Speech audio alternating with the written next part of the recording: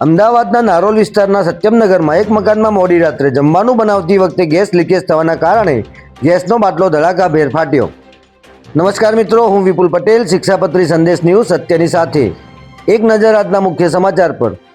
અમદાવાદના નારોલ વિસ્તારમાં કર્ણાવતી નગર પાસે આવેલા સત્યમનગરના એક મકાનમાં મોડી રાત્રે જમવાનું બનાવતી વખતે ગેસ લીકેજ થવાના કારણે ભીષણ આગ લાગી હતી.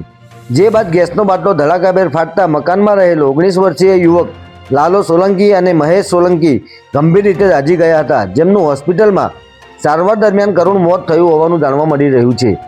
જ્યારે એક મહિલાને ગંભીર રીતે ઇજાગ્રસ્ત થતાં હોસ્પિટલ ખસેડવામાં આવી છે. ઘટનાની જાણ થતાં જ ફાયર બ્રિગેડની 2 ગાડીઓ અને એમ્બ્યુલન્સ તાત્કાલિક સ્થળ પર પહોંચી ગઈ હતી અને આગને કાબૂમાં લીધી હતી.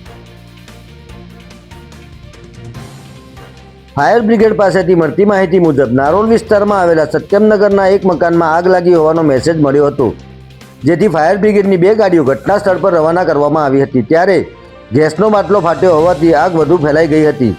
પાણીનો મારો ચલાવીને ભારે જહેમત બાદ આગને કાબૂમાં લેવામાં આવી હતી. ગેસનો બાટલો ધડાકા સાથે ફાટતા આસપાસના રહીશોમાં ભયનો માહોલ ફેલાઈ ગયો હતો. ત્યારે ફાયર વિભાગની ટીમે આગ પર કાબૂ મેળવી કુલિંગની કામગીરી કરી હતી. 2 લોકોના મૃત્યુને પગલે નારોલ પોલીસે અકસ્માતે મોતનો ગુનો નોંધી આગળની તપાસ શરૂ કરી છે. જય હિન્દ, જય ભારત.